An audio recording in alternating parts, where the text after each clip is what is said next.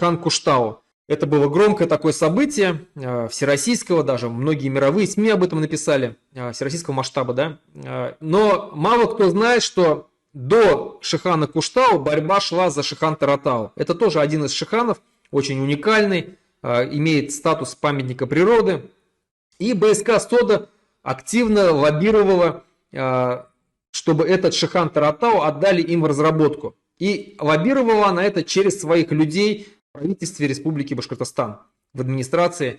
Они сумели там протащить на пост, там и был премьер-министр Азамат Илимбетов, который, кстати, подписал мошенническую схему объединения там акций нескольких там производств, после которого Республика Башкортостан потеряла часть своих акций БСК Сода. Именно БСК Сода продавила вот этого премьер-министра, который подписал это вот слияние этих производств.